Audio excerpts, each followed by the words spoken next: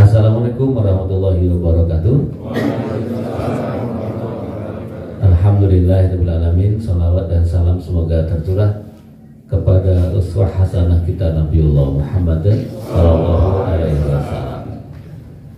Sahabat sekalian di hati Allah, kita buka dengan membaca basmalah. Bismillahirrahmanirrahim. Sahabat dan hati Allah, hari ini kita akan mendengarkan apa-apa yang disampaikan Ustaz Adi Abdillah.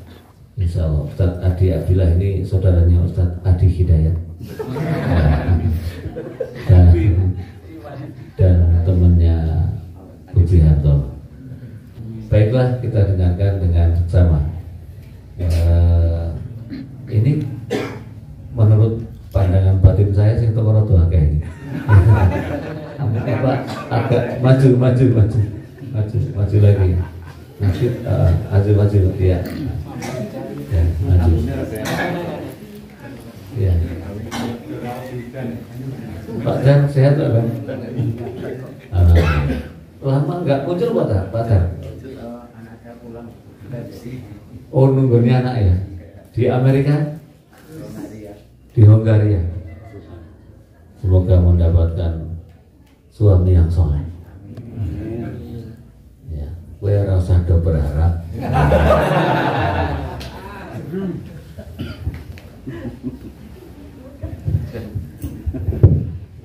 Bismillahirrahmanirrahim. Assalamualaikum warahmatullahi wabarakatuh. Waalaikumsalam warahmatullahi wabarakatuh. Alhamdulillahi rabbil alamin. Allahumma salli wa sallim wa barik ala nabiyyina Muhammad wa ala alihi wa ashabihi wa azwajihi wa dhurriyyatihi wa man tabi'ahum bil ihsan ila yaumiddin. Dan puji yang saya hormati dan ustaz semua yang hadir, para jamaah sekalian. Alhamdulillah hari ini kita bisa berkumpul di sini. Jarine untuk oke daripada kemarin mergo ada rica-rica meter.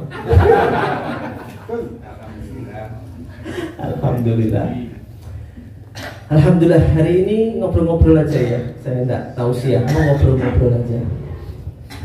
Sahabat-sahabat PMJ yang dicintai Allah, menghayal sidik, menghayal kian gratis rapopo. Kalau masing-masing kita di dompetnya kan punya ATM nih, kartu ATM. Di ATM-nya itu ada uangnya 5 miliar. Kira-kira gimana sekarang? Kalau ada uang 5 miliar di saldonya, di ATM itu ada uang 5 miliar. Kira-kira gimana?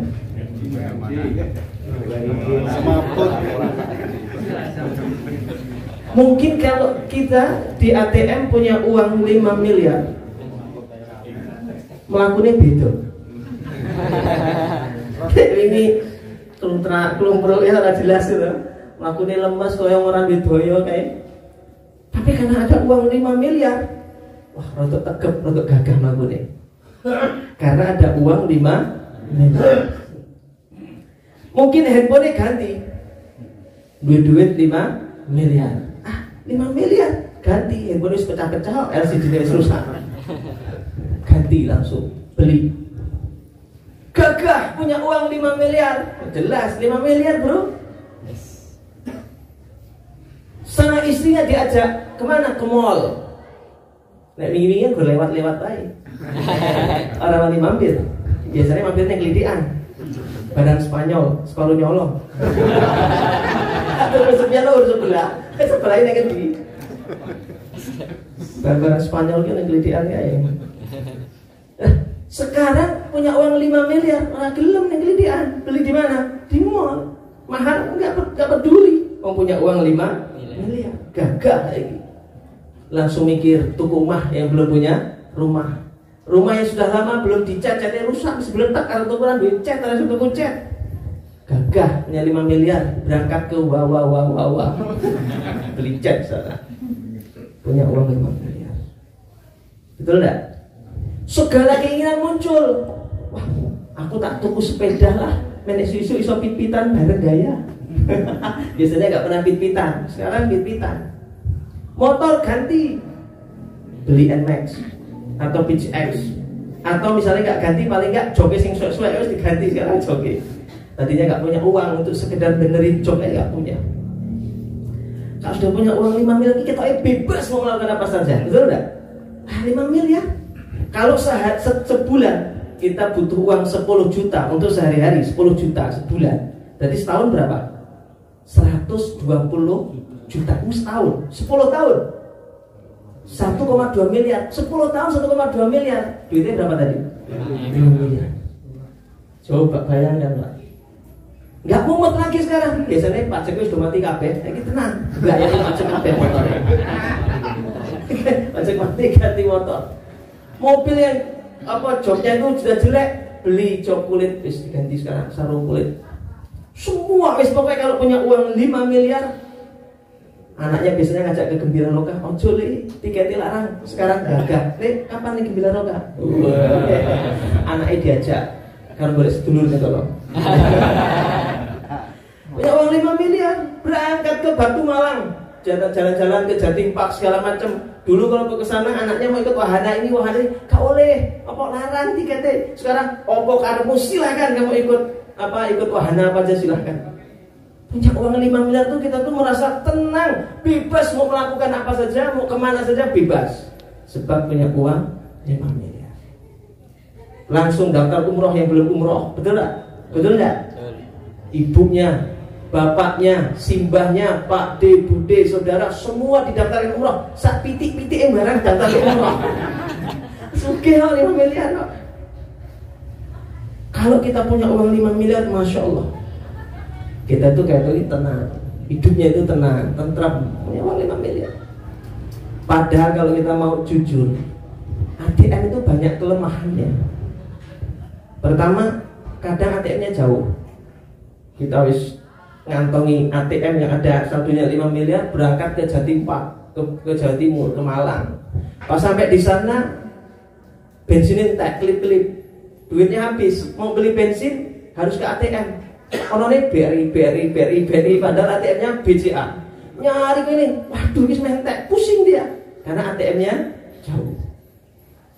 Atau kedua, kelemahannya ATM ada apa? Kelemahannya, ternyata pas mau masuk ke ATM, lali passwordnya, waduh pinnya apa gimana lali, lupa pinnya, repot juga urusan.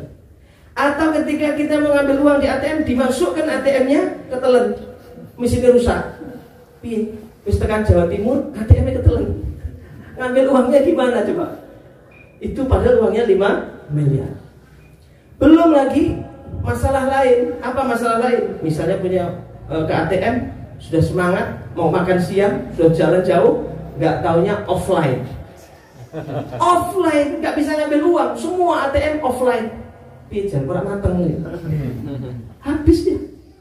ATM itu banyak kelemahannya, banyak kekurangannya. Tapi kita tenang karena punya uang 5 miliar. Punya sesuatu 5 miliar di ATM yang banyak kekurangannya, banyak keterbatasannya, kita bisa tenang. Kenapa kita punya Allah gak tenang seperti tenangnya kita punya ATM? Allah itu lebih kaya daripada ATM. 5 miliar. Allah itu apa? Lillahi ma fis samawati wa ma fil ard. Yang punya langit, yang punya bumi, itu Allah. Lebih kaya daripada ATM. ATM jauh, tapi Allah dekat. Wa idza sa'alaka ibadi anni fa inni qarib. Kalau ada yang bertanya kepadamu ya Rasulullah tentang aku, jawab aku ini dekat. ATM jauh, Allah itu dekat. ATM bisa offline, tapi Allah selalu online. Kapan Allah offline? Tidak pernah. Allah selalu online. Jadi kita ini punya Allah tapi nggak yakin. Persoalannya itu. Makanya ketika kita ke yang puji ya, kita ke tempatnya Abah Taifur sama Gus Dur kemarin. Saya tanya ke beliau, apa sih resepnya doa mustajab? Jadi beliau kan 2. 1, kowe ning donga yakin. Yang kedua, makananmu halal. Kan itu jawabannya Abah Taifur. Yakin dan makan halal. Nah, makan halal ini Abah Taifur kalau lebaran, Pak Angka, menjelang lebaran itu beliau dapat kiriman pasal dari pemerintah itu mesti tolak. Dari pemerintah ditolak. Kasihkan ke ustaz-ustaz yang lain aja. Cara halusnya beliau nolak. Kenapa? Takut itu makanannya dari uang-uang gak jelas dari pemerintah itu. Makanya Abah Taifur kalau dapat kiriman dari pemerintah nggak mau dikasihkan ke ustaz lain. Bahkan Abah Taifur itu kalau jalan pas becek itu kan sendalnya nempel tanah, apa namanya, gedibel. Dibel tanah kerikil itu di sendalnya beliau. Begitu sampai di pondok, nyuruh santrinya ngambilkan koran digelar, sendalnya dibersihkan. Tanah itu yang nempel di sendal dibersihkan, tampung di koran. Kata bilang ke santrinya, tolong ini kembalikan ke jalan. Ini bukan tanah saya, ini tanah yang punya jalan. Ini tanah bukan punya saya, ini tanah ini batu kerikil ini punya jalan. Kembalikan ke jalan. Coba bayangkan, wong soleh ini gitu. Kita kan bukan orang soleh, kita ini orang awam. Dikatakan para ulama itu dahulu itu ada orang soleh yang punya derajat yang tinggi di sisi Allah. Dia itu jatuh derajatnya dan harus riyadhah mujahadah selama setahun untuk bisa menggapai lagi derajatnya. Riyadhahnya setahun gara-gara melakukan satu kelalaian, bukan dosa. Maka tobatnya orang soleh sama tobatnya orang awam kayak kita ini bedanya itu. Kalau tobatnya orang awam itu minadz-dzunub, bertobatnya kita dari dosa.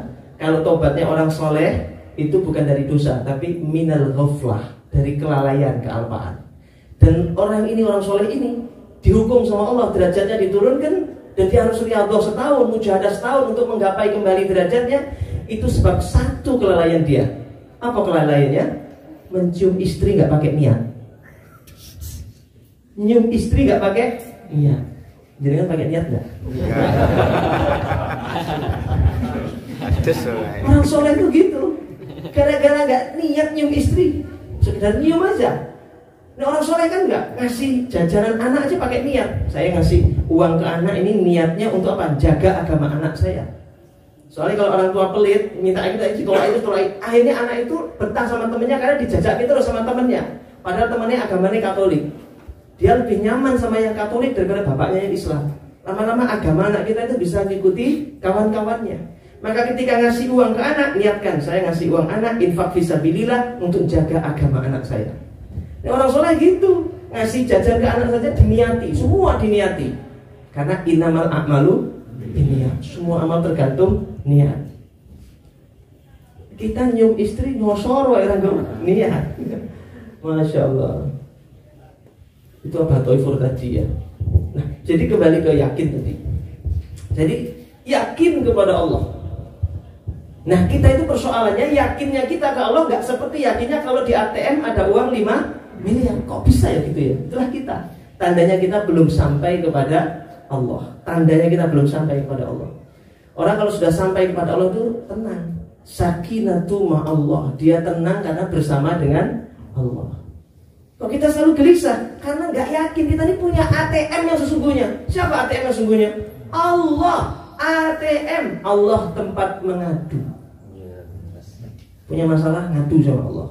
Jangan ngadu ke makhluk, ngadunya sama Allah. ATM yang kedua, Allah tempat meminta. Bukan sama makhluk mintanya, sama Allah. Sama makhluk kadang kecewa, kadang janjikan begini-begini gak sesuai. Dan yang ketiga, ATM-nya Allah itu apa? Allah tempat mengharap. Jangan mengharap kepada makhluk. Kayak Kang Puji bareng-bareng sama teman-teman berangkat tuku bakmi saling ngandelke kancane. Jebule ora nggo duit. Jebule kurang duit. Zong. Kabeh do ngandelke Kang Puji. Jebule Kang Puji duitnya gak bawa persediaan yang cukup. Karena mengharap kepada makhluk. Masya Allah. Jadi kalau kita itu mengharapnya sama Allah, keyakinannya kuat ke Allah, Masya Allah, Masya Allah, itu lain. Karena kita yakin kepada Allah. Nah itulah ilmu yakin. Kita itu kan kata Abah Toifur, doa itu yakin. Yakinnya kayak apa? Yakinnya seperti di dompet kita ada ATM isinya 5 miliar. Nah kalau ke Allah doanya bisa yakin, tenang. Jalannya bisa tenang. Seperti ngantongi uang 5 miliar tadi bisa tenang begitu. Itulah yang dimaksud yakin kepada Allah. Yakin, tenang. Mau apa-apa tenang, yakin, yakin, yakin ke Allah yang maha mengabulkan doa. Pasti. Soalnya kita yakinnya lebih banyak ke ATM daripada ke Allah. Lebih yakin ke makhluk daripada kepada Allah. Itulah tanda kita ini belum sampai kepada Allah Subhanahu wa ta'ala. Masih jauh. Masih jauh. Masih jauh sekali kita sampai kepada Allah. Maka para sahabat semua yang dimuliakan dan dicintai oleh Allah Subhanahu wa ta'ala, Allah itu tempat mengadu, Allah tempat meminta. Orang kalau minta sama Allah bergantungnya hanya kepada Allah, tidak akan dikecewakan sama Allah. Dan Allah tidak akan pernah mengecewakan orang yang sudah punya niat berbuat baik, tidak akan dikecewakan. Contoh siapa? Sahabat Abu Bakar. Abu Bakar itu ngundang Ahlus Sufah. Ahlus Sufah itu orang-orang yang tinggal di sekitar Masjid Nabawi, nggak punya rumah, dibuatkan kamar-kamar. Diundang 4 orang. Nanti kalian makan di rumah saya ya. Tak sediakan makan di rumah. Oh siap. Sahabat Abu Bakar pulang ngomong ke istrinya, ada tamu-tamu mau datang, nanti 4 orang, tolong disiapkan makanannya. Udah siapkan sak wajan itulah makanan untuk 4-5 orang sekeluarganya Abu Bakar sama tamu ini. Gak taunya Ahlus Sufah ini, sahabat Ahlus Sufah ini ngajak teman-teman semua sak masjid itu dia saya kabeh. Tamu toko kayak banget, calon 60, 70 orang datang. Abu Bakar langsung gemeter, piye iki? Saya niat traktir malah 4 orang yang datang 60 orang. Monggo, bingung Abu Bakar, monggo ini ditempatkan aja cukup. Datang menemui Rasulullah. Ya Rasul, ada apa ya Abu Bakar? Saya ngundang 4 orang untuk makan di rumah. Sing teko 60 ya Rasul. Piye saya gak ada makanan ya Rasul. Tenang, nanti saya ikut datang juga jadi tamumu, tapi aku sing nyidui panganan untuk tamu-tamu. Maka ketika tamu itu datang, semua datang disendoi sama Rasulullah. Satu persatu dapat sampai 70 orang, semua kebagian. Dan masih ada sisa untuk Rasulullah dan keluarganya sahabat Abu Bakar. Allah tidak akan mempermalukan hamba yang sudah punya niat untuk berbuat baik, tidak akan dipermalukan. Besok undang jenengan. Kang Puji diundang. Kon nyidui saya.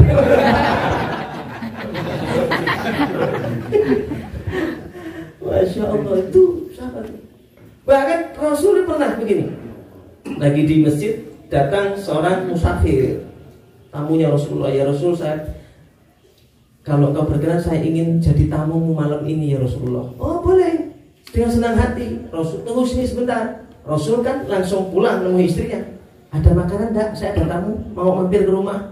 Ya Rasulullah, tidak ada makanan. Rasul ke rumah istri yang kedua. Ada makanan enggak? Tidak ada ya Rasulullah, kita nggak ada apa-apa malam hari ini. Akhirnya Rasul balik ke masjid. Tanya ke istri-istrinya, nggak ada yang punya makanan. Kata Rasulullah apa?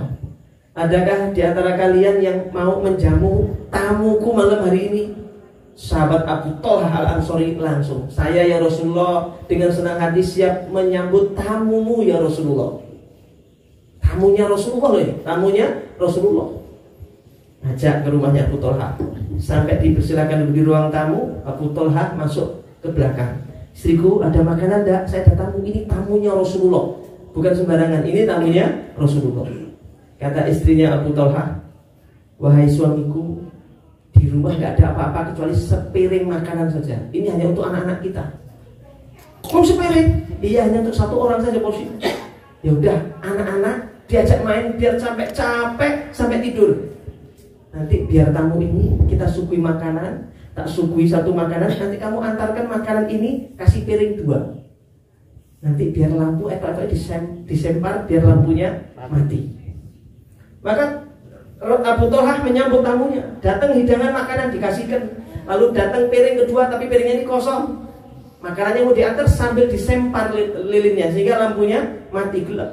Monggo dahar, gelap-gelapan, tidak apa-apa, monggo dahar makan. Dan sahabat Abu Thalhah kelontek, pura-pura makan, padahal tidak makan. Subhanallah. Itu para sahabat Nabi. Selesai kejadian malam hari itu, pagi harinya Rasulullah SAW berkata, ya Abu Thalhah, sahabat Nabi ini, Allah takjub dengan apa yang engkau dan istrimu lakukan kepada tamuku tadi malam. Allah turunkan surat Al-Hasyr ayat 9. Karena apa yang engkau lakukan, subhanallah. Allah takjub, Allah bangga dengan apa yang engkau lakukan karena menyambut tamu. Allah tersenyum kepadamu ya Abu Thalhah. Bayangkan Pak, Allah tersenyum kepada hambanya.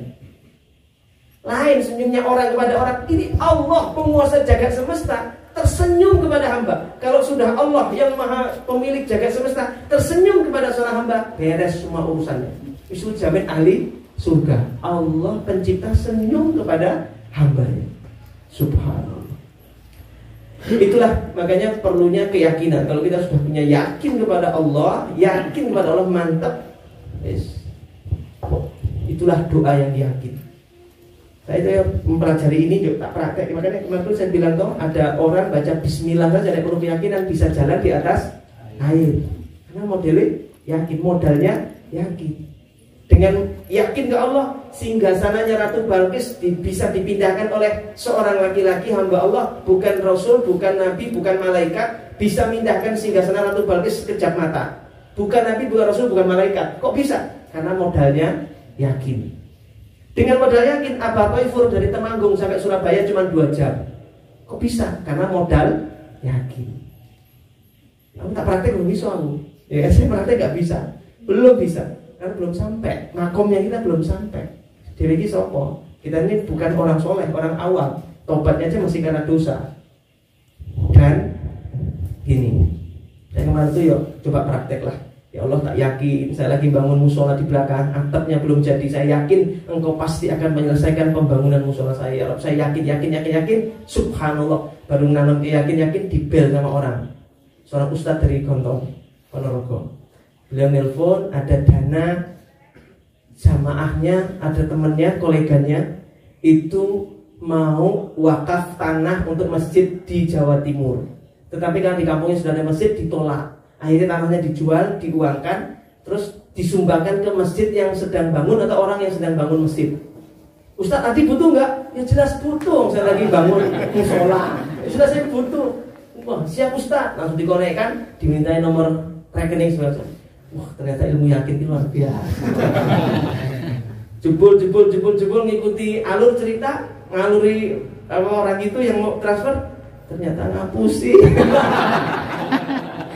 Ternyata orang itu bohong. Yakinnya berarti bulat.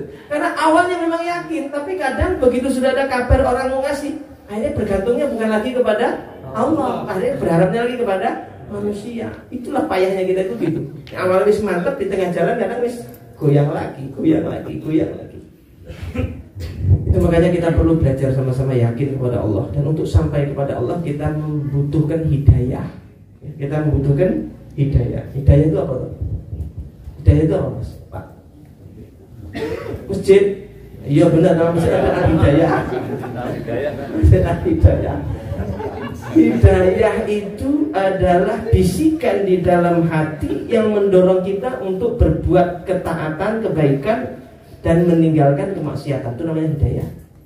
Dorongan dalam hati, bisikan dalam hati yang mendorong kita untuk berbuat baik, ketaatan, serta meninggalkan kemaksiatan. Hidayah itu adalah bahan bakarnya kita supaya bisa sampai kepada Allah Subhanahu wa Ta'ala. Dan hidayah, orang dapat hidayah itu sebabnya macam-macam. Sebab asbabul hidayah itu banyak. Minimal ada 4. Pertama, indat tahwif. Sebab takut. Seorang dapat hidayah karena takut. Takut meninggalnya, gosong mukanya. Kebanyakan nonton film di Indonesia ya. Apa dia? Orang belum dibangun ya. Karena dia dapat hidayah karena takut. Takut masuk neraka, takut azab kubur, takut begini, takut begitu, dapat hidayah. Kedua, indat targhib, dia dapat hidayah karena dapat penjelasan. Dijelaskan keutamaan sedekah, keutamaan puji, keutamaan istighfar, keutamaan sholawat, keutamaan ini, keutamaan itu. Dia dapat dengar keutamaan ini. Aku tak melu aku tak sholat duha lah, aku tak sedekah lah, aku tak tahajud lah. Dia lakukan itu karena dapat penjelasan lalu dapat hidayah. Yang ketiga, indat tashwiq. Dia dapat hidayah karena rasa rindu. Rindu apa? Rindu pengen masuk surga, rindu ketemu Allah, rindu ketemu Rasulullah, rindu. Pokoknya ada rindu kedamaian, rindu hidup bahagia, rindu. Kerinduan itu yang mendorong dia kemudian dapat hidayah. Dan yang keempat, hidayah itu bisa datang lewat apa? An-nazri, memandang, melihat ila ahlillah, memandang para aulianya Allah, memandang orang-orang soleh. Hidayah itu bisa dapat dengan memandang wajah orang soleh. Wan nazara minhum, dan dipandang orang soleh. Bisa jadi dia mandang orang soleh dapat hidayah. Mandang saja, aduh orang itu kok adem banget, dipandang kok nikmat, enak, dipandang kok adem, langsung pengen tobat gara-gara melihat orang soleh. Mandang orang itu, wah nikmat. Nah, itu mandang orang soleh atau dipandang oleh orang soleh. Pandangan orang soleh itu ya, wan nazra min qutbi tahi, dipandang oleh orang soleh itu dapat menghidupkan hati. Dipandang orang soleh. Subhanallah, Habib Taufik bin Abdul Qadir As-Segaf, Ketua Rabithah Alawiyah Indonesia, pimpinannya semua para habaib di Indonesia ini.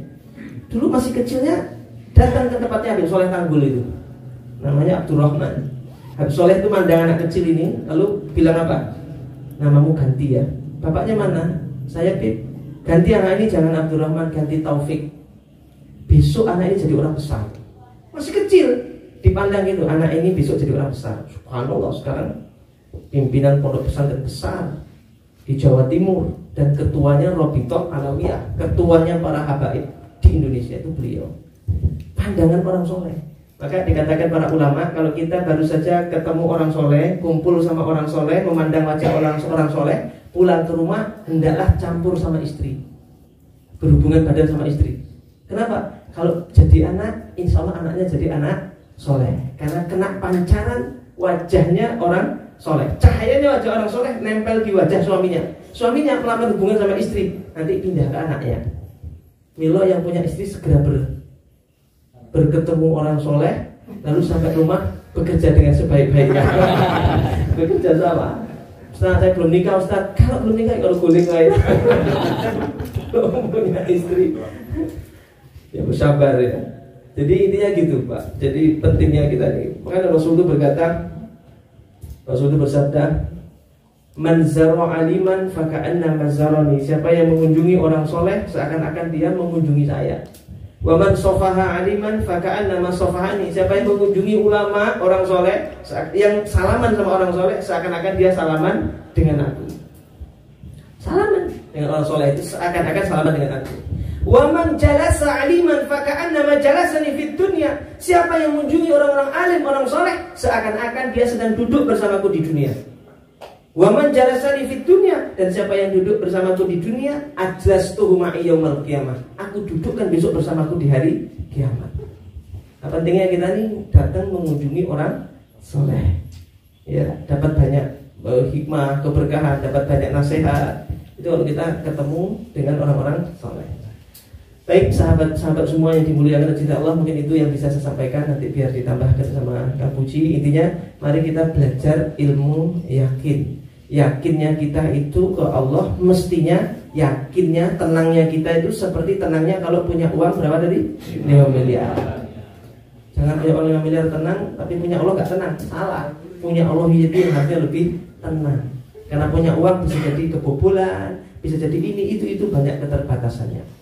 Mudah-mudahan bermanfaat. Billahi taufiq wal hidayah. Assalamualaikum warahmatullahi wabarakatuh. Waalaikumsalam.